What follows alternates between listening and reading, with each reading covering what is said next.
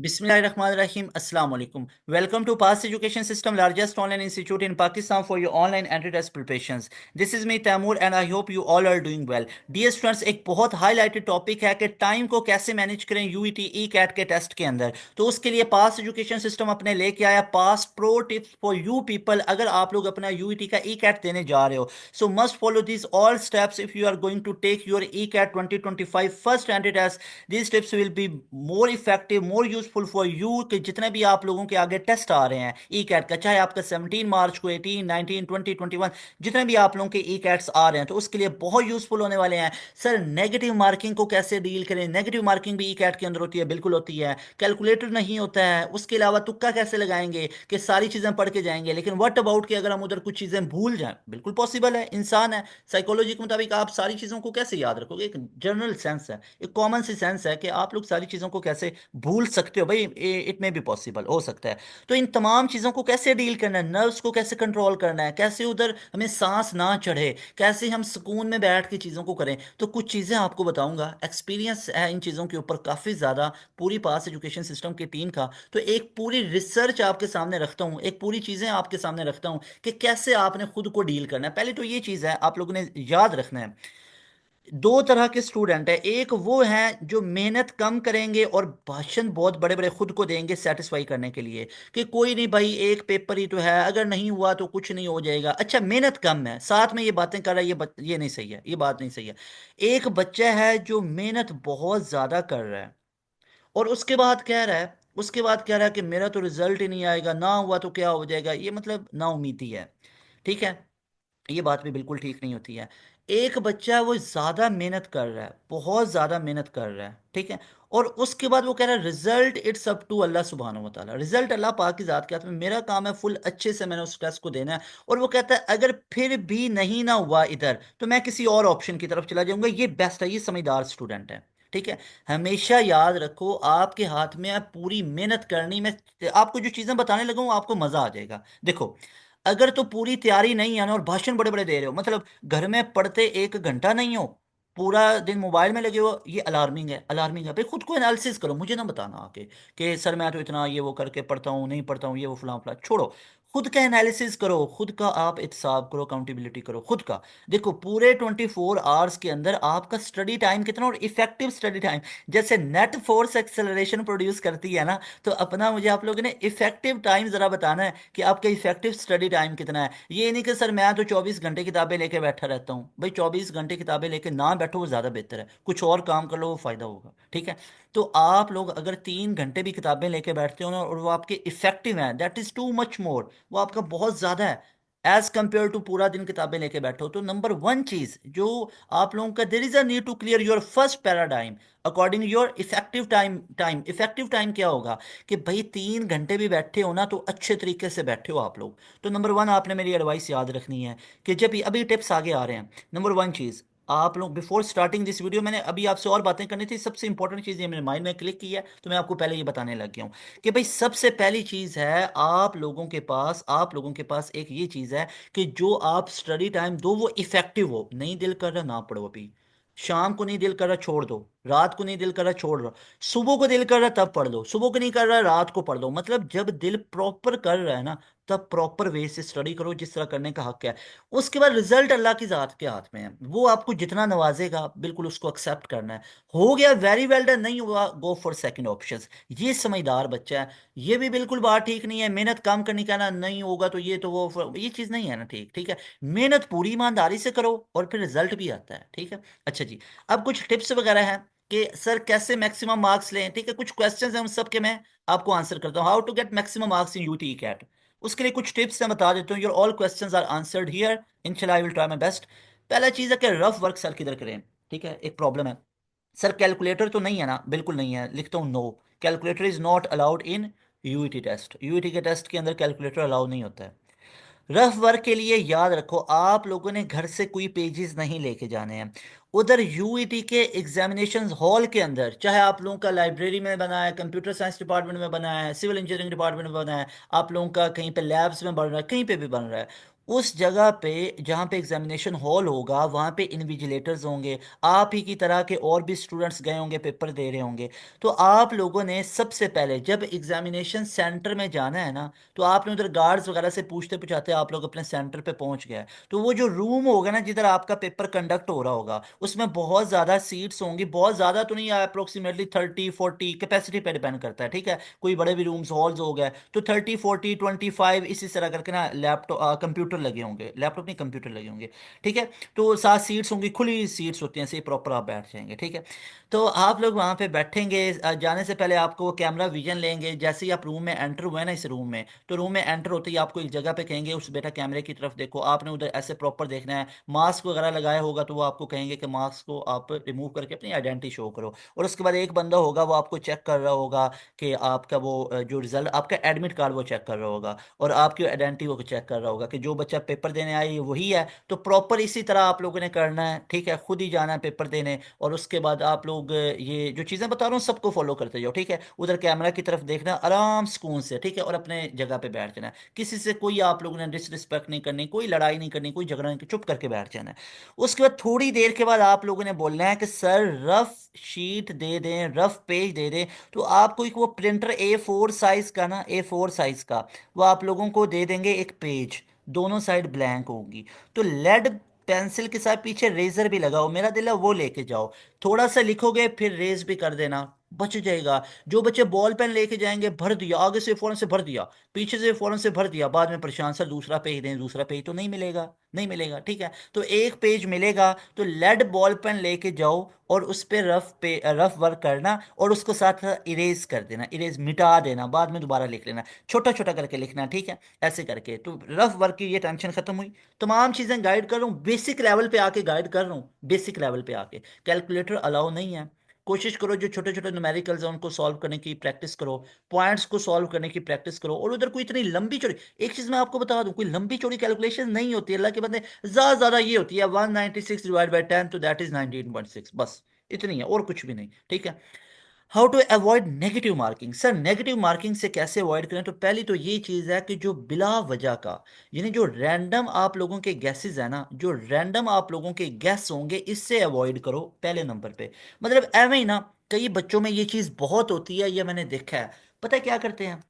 वो ऐसे करेंगे, पेपर को सॉल्व कर रहे हैं ना, पहले 10 MCQs बड़े कमाल के सॉल्व हो गए, ठीक है, कुछ एमसीक्यूज बड़े कमाल के सॉल्व हो गए। ये एक ऐसा एमसीक्यूज आया जो इनको प्रॉपर नहीं आता था, अब वो कहते हैं यार फ्लो टूट गया। कई लोगों की ये मेंटेलिटी, कहते हैं यार इसका मैं कुछ टिक लगा के ही जाऊंगा। अच्छा क्या करेंगे जल्दी में ना, हालांकि क्या पता है इनको ये एमसीक्यूज बाद में आ जाए, टिक लगा के फिर 12वें पे जाएंगे। अल्लाह के बंदे क्यों, वाई, क्यों टिक लगाया है? सिर्फ इसलिए कि फ्लो ना टूटे। तो वो आपको फ्लो के नंबर मिलने हैं, आपके जितने करेक्ट होंगे उसके मार्क्स मिलने हैं। तो इस तरह की तमाम जो साइकोलॉजिकल इम्पैक्ट आपके माइंड पे पड़ रहे होते हैं ना, कि हम फ्लो ना टूटे यार, हमारे प्रॉपर पहले ही मैं गो में करूंगा। भाई आप पहली गो में करो पेपर, चाहे 100 बार ट्राई करके करो, जितनी बार मर्जी करो, ये नहीं काउंट होगा। अल्टीमेटली लास्ट पे काउंट होगे कि आप लोगों के करेक्ट ऑप्शंस कितने हैं। तो उसका तरीकाकार सुनो। अगर एक दफा आपने ऑप्शंस को चूज कर लिया, टिक लगा लिया, और आगे आप लोगों के पास इधर बटन बना होगा सेव एंड नेक्स्ट, और उस पे भी क्लिक कर दिया, तो फिर आप लोग उस ऑप्शंस को चेंज नहीं कर पाओगे, बल्कि उसको दोबारा देख भी नहीं सकोगे। मेरी बात समझ आई है? तो इसके लिए तरीकाकार सर फिर क्या होगा? तरीकाकार ये होगा कि आप लोगों ने सारे एमसीक्यूज 10 पहले सॉल्व किए, बिल्कुल ठीक है, हो गए, 5 किए, 3 किए, 4, जितने भी, मिसाल कई बच्चे उसको पहले 2 बड़े अच्छे आए, तीसरे पे प्रॉब्लम आ गया, अल्लाह ना करे, ठीक है। तो तीसरे का ये हल होगा, अगर तो लग रहा है थोड़ा सोचूंगा ना, अब टाइम मैनेजमेंट के इस वीडियो के अंदर मैं टेक्निक्स बतानी है, तो ये टाइम मैनेजमेंट के लिए सुनो। अगर तो लग रहा है ना कि इसमें मैं, मिसाल के तौर पे 1 मिनट आपके लिए एक क्वेश्चन के लिए है, ठीक है, आप इसको सोचते हो और करते हो, आपको लगता है ना यार अगर मैं अगले मिनट का भी 30 सेकंड लगाऊं, या एक मैं दूसरा मिनट भी लगाऊं, तो मैंने कर जाना है। मतलब आपकी ना सिक्स सेंस बोल रही है कि नहीं नहीं मैं कर सकता हूँ, ये बस थोड़ा सा लेंथी है, तो उसको करके जाना है। नोट माई वर्ड, उसको करके जाना है, अटेम्प्ट करके। एक क्वेश्चन पढ़ते ही, ओ नहीं भाई ये तो अपने ऊपर से ऊपर का क्वेश्चन है, ये तो होगा ही नहीं, मतलब ऐसा लग रहा है, फिर फौरन से स्किप करके आगे जाना। अच्छा दिल करेगा बाद में भी, यार बाद में भी तो नहीं होना है ना, चलो तुक्का लगा के चले जाओ, ये गलती नहीं करनी है, ये गलती नहीं करनी है कि एवं आप लोग बस उसको तुक्का लगा के आगे चले जाओ, ऐसा नहीं करना है, स्किप कर देना है, बाकी क्वेश्चंस करने हैं। मान लो आप पहली गो में गए, पहली गो में गए आप लोग, ठीक है, आप लोग पहली गो में गए और आप लोगों ने फर्स्ट अटेम्प्ट के अंदर क्या किया, कुछ क्वेश्चंस किए, मिसाल के तौर पे आपसे 60 क्वेश्चंस पहली अटेम्प्ट में सही आपने टिक लगा लिए। उसमें क्या होंगे, मतलब 30 to 40 ऐसे एमसीक्यूज होंगे, पढ़ते ही आप लोगों ने टिक लगाया, थोड़ी बहुत कैलकुलेशन। उसके बाद 20 ऐसे होंगे जिसपे आपको प्रॉपर दूसरा मिनट भी लगाना पड़ा, दूसरा मिनट, यानी अब आपको लगा कि यार ये मैं कर सकता हूँ, मुझे आते हैं, आपने उसके दूसरा मिनट भी लगाया, कैलकुलेशन की, आंसर निकल गया। अच्छा, 40 तक आपको सीधे सीधे हो गया, 20 आप लोगों ने जरा कैलकुलेशन की, थोड़ा सा उन्होंने आपको खपाया, हो गया 60। अब 40 एमसीक्यूज ऐसे हैं जिनको आपको लगता है कि यार पता नहीं होंगे या नहीं होंगे। एक मैं एवरेज बच्चे की बात कर रहा हूँ, चेक करो यहाँ पे, मैं ये नहीं कह रहा 80 हो गए 90 हो गए, मैं फुल डाउन पे आके बात कर रहा हूँ ताकि मैक्सिमम बच्चों को ये फायदा हो। अगर एक बच्चा है उसके लास्ट पे 40, उसको ऐसे बचे कि ये तो मुझसे होंगे ही नहीं, ये तो होंगे ही नहीं, अब उसका तरीका कार चेक करो।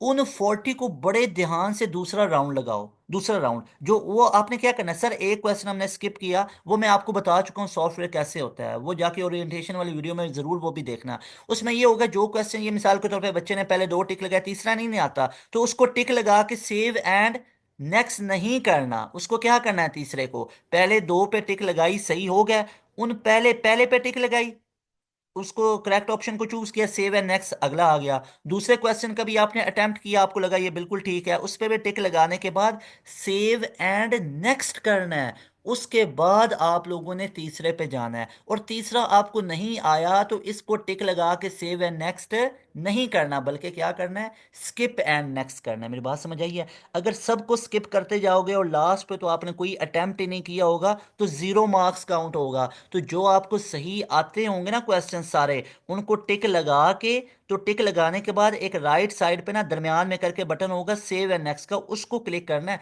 तब वो लॉक होगा आपका, तब वो सेव होगा। फिर दूसरा भी आप लोगों ने चूज किया, उसको भी सेव एंड नेक्स्ट करना है। और जो बिल्कुल नहीं आता, मिसाल के तौर पे ये पहले चार ठीक आते थे, पांचवा बिल्कुल नहीं आता है, तो इसको टिक नहीं लगाना, बल्कि इसको स्किप एंड नेक्स्ट करना है, skip, SKIP, skip and next करना है, फिर अगला आ जाएगा। मेरी बात समझ आइए? इतनी डिटेल में बताता हूँ क्योंकि आप लोग बड़े ऐसे मासूम मासूम से बच्चे जाओगे उधर, कई बच्चों की पहली ट्राई होती है, पता ही नहीं होता कि ये CBT, कई बच्चे आप में से ऐसे भी हैं जो लिटरली पहला यूनिवर्सिटी का टेस्ट दे रहे हो, तो इसलिए इतना बेसिक पे बता रहा होता हूँ। खैर, तो आप लोगों के पास वो 40 बचे, उन 40 को जब आप दूसरे राउंड में ध्यान से पढ़ोगे ना, वो येलो कलर में शो हो जाएंगे जो स्किप किए होंगे। नंबर वन पे आ जाओ, क्या पता वो आपका तीसरा था, चौथा था, तो वो जो नंबर वन आपके, तो नंबर वन नहीं बनेगा ना तीसरा जो आपने स्किप किया हुआ है। यानी अब आपके पास टोटल 40 है, उनको ध्यान से देखो, सोचो क्या क्या आ रहा है। अब दूसरी राउंड में जाओगे ना तो लिटरली आप लोग 15 से 20 का सही आंसर जज कर पाओगे। आप रिलैक्स हो जाओगे कि 60 मैंने कर लिए हुए हैं। उसके बाद 20 अब ऐसे आगे, सर अब वो तो अब तुक्का है ना सर, अब इसका बता दें तुक्का कैसे लगाएं। ठीक है, वो हमने पास एजुकेशन सिस्टम के लेक्चर भी सुने, सब कुछ किया, बस छोड़, अब इसको मान लेते ना। अब मैं एक आइडियल केस रखूं जी, हमारे सारे आप लेक्चर सुन के जाओ, आप सारी चीजें करके जाओ, सर आपने तो अपनी तरफ से करवा दिया, जिस बच्चे ने सारे कर लिया उसका जहन ठीक है, बड़ा फ्रेश माइंड है, उसको सारी चीजें याद है, वो तो 100/100 निकल गया ना, उस बच्चे को तो साइड पे करें, वो बच्चा तो चलो ठीक है। हम जैसे बच्चों की बात करें ना, जिनको सारी चीजें नहीं याद होती, हमने तो सर पूरा साल नहीं पढ़ा है, ठीक है, तो मैं उन बच्चों की बात कर रहा हूँ। ठीक है, जो मेरे भाई मेरी बहनें, जिनको लग रहा है कि हमारे एंड पे ये हमारे पास एंड पे 20 बचने हैं जिनका हमने तुक्का ही लगाना है। चलो ठीक है, उसका तरीका बताता हूँ। पहले तो ये बात है, तुक्का लगा के आए, पहली बात है तुक्का लगा के आए, लेकिन मैं दोबारा बताता हूँ, बिला वजह का रैंडम तुक्का लगाओगे तो सबसे बड़ी गलती है। अब तुक्का लगाने का ये तरीका है कि अपने वेरिएशंस ऊपर देखनी है, जो सबसे ज्यादा रिपीट हो रहा है ना, B, C या डेल्टा में से। ठीक है, सी ऑप्शन रिपीट हो रहा है ज्यादा या डी। एक तो ये जो अंधाधुंध तुक्का लगाना तो उसके मुताबिक लगा सकते हो, ठीक है, जो सबसे ज्यादा ऊपर रिपीट हो रहा है। अच्छा, अब दूसरा जो एक जिसको मैं साइंटिफिकली तुक्का बोलूंगा, वो मुझे ये बेस्ट लगता है कि आप एलिमिनेशन मेथड यूज करें।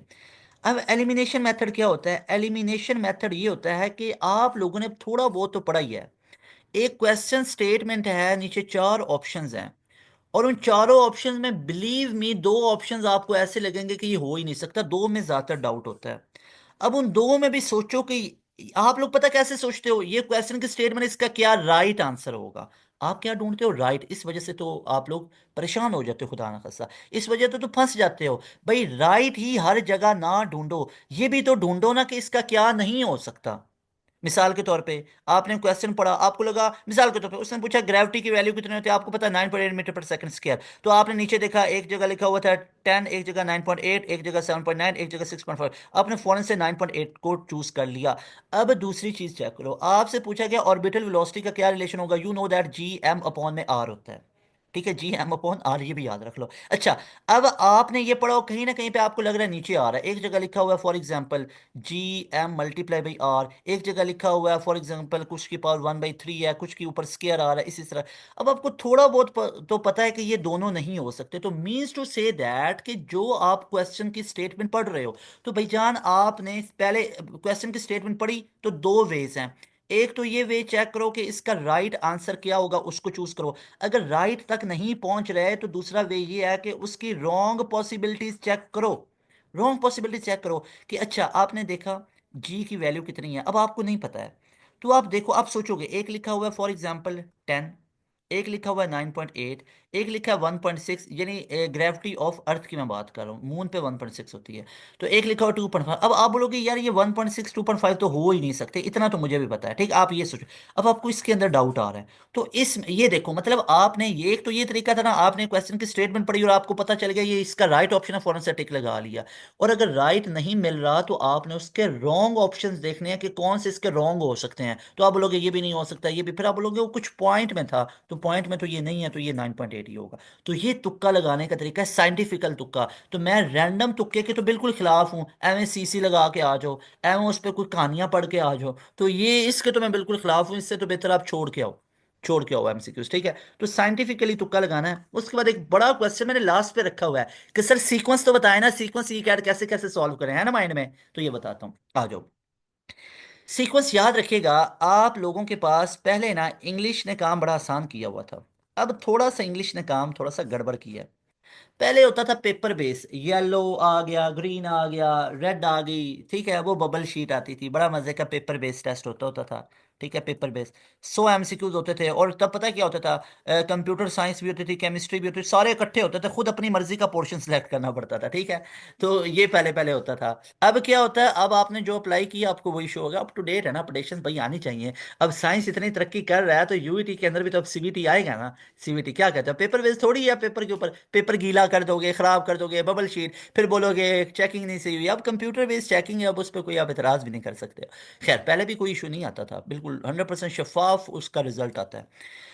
अच्छा जी, तो इंग्लिश ने भी ये गड़बड़ कर दी, पहले एक पैसेज आता होता था और उसके रिलेटेड 1 to 10 क्वेश्चंस आते थे, और सारे के सारे क्वेश्चंस उसी के रिलेटेड होते थे, आसानी से, जो बच्चा नहीं भी पढ़ के गया 8 से 9 10, मेरे जैसा नालायक स्टूडेंट भी जाके 8 9 10 जाके क्वेश्चंस ठीक कर देता था, ठीक है।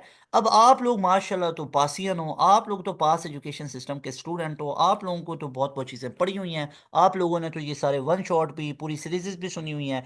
तो भाई अब पता है क्या होगा, अब ये होगा, 3 4 लाइनें दी होंगी एक क्वेश्चन उसके रिलेटेड, 2 लाइनें दी होंगी एक क्वेश्चन उसके रिलेटेड, 3 लाइनें दी होंगी एक तीसरा क्वेश्चन उसके रिलेटेड, मतलब हर एक क्वेश्चन का अलग से पैसेज होगा, नस्ट की तरह का अलग पैसेज होगा। लेकिन फायदा ये है कि वो पैसेज बड़ा छोटा सा होगा, 2 3 लाइनों का, और जल्दी से, इसके अपने मजे हैं, उसके अपने मजे थे, चलो क्या कह सकते हैं बहरहाल।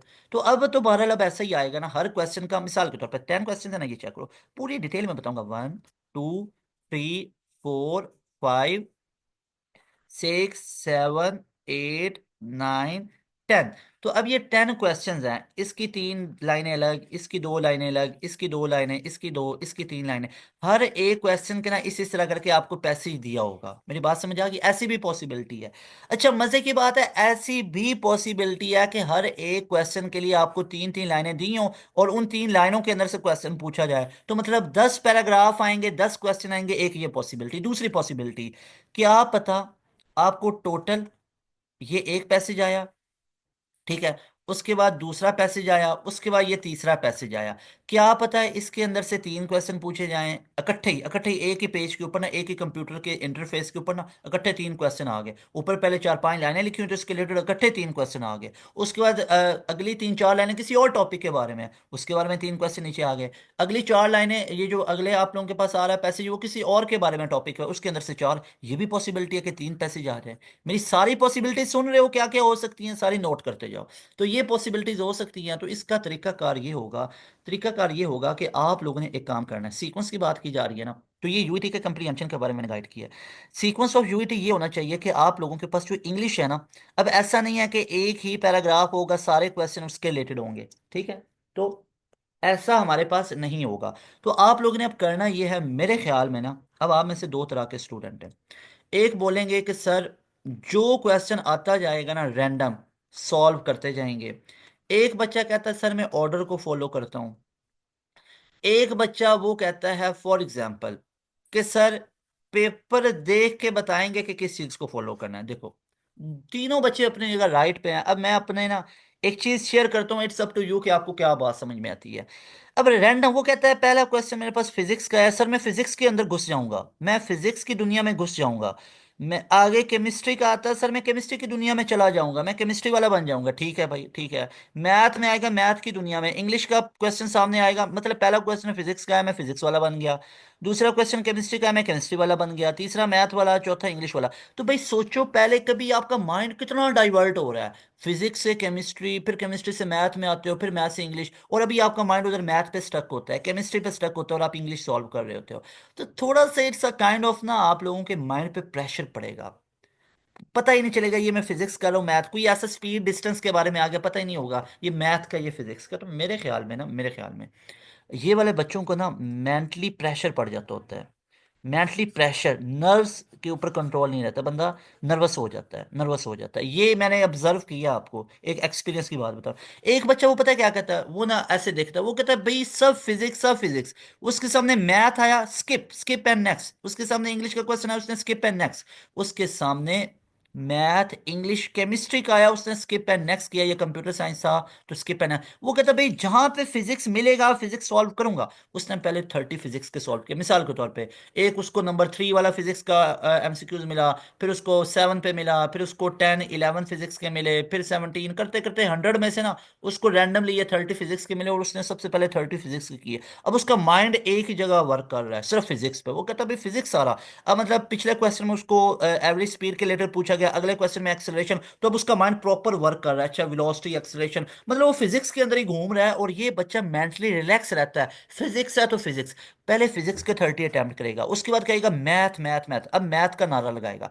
जहां पे मैथ मिलेगा स्टार्टिंग में आएगा पहले एमसीक्यूज पे, वहां से 100 तक पूरा अपना घूमता जाएगा, जहां जहां पे मैथ मिलेगा उसको सॉल्व करता जाएगा। Got it. उसके बाद वो केमिस्ट्री पे आएगा केमिस्ट्री को, उसके बाद इंग्लिश पे आएगा इंग्लिश को। तो ये बच्चा ऑर्डर में जो सॉल्व करेगा ना, आपका पेपर तो ऑर्डर में नहीं आएगा कि पहले 30 फिजिक्स, पहले 30 बाद वाले 30 मैथ के, ऐसा तो नहीं आएगा। आपको ऐसे ही रैंडम मिलेंगे कि क्या पता 35 एमसीक्यूज मैथ वाला है, फिर 37 वाला है, फिर 45 वाला, इसके दरम्यान में इंग्लिश भी आ रहा है, कंप्यूटर साइंस भी। तो आपने लेकिन क्या, आपने सिर्फ ये मैथ मैथ वाले सॉल्व, अंदर वाले आप क्या कर रहे हो, skip and next skip and next. तो आपने ये पूरे 30 मैथ के कर लिए। तो मेरी बात समझ आएगी, ऑर्डर को फॉलो करो तो ज्यादा अच्छा। और पहले कौन सा करो, पहले फिजिक्स का सॉल्व करो, उसके बाद मैथ का सॉल्व करो, उसके बाद इंग्लिश का सॉल्व करो, और लास्ट पे केमिस्ट्री का सॉल्व कर लो। एक ये ऑर्डर है। लेकिन जो बेस्ट ऑर्डर जो आप लोगों को बताऊंगा ना, वो ये है।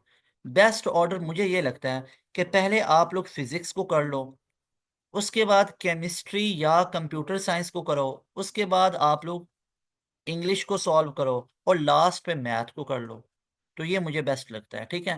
तो ये बेस्ट लगता है, केमिस्ट्री इंग्लिश को दरमियान में रख लो, इसको लास्ट पे नहीं रखना, ये जल्दी सॉल्व होने में टाइम कम लगेगा, इसका जल्दी जल्दी आप कर लोगे। फिजिक्स और मैथ को लास्ट पे और शुरू में रख लो। फिजिक्स शुरू में या मैथ, मैथ को शुरू में ना रखना, ज्यादा घूम जाओगे, मैथ को लास्ट पे रखना, ठीक है।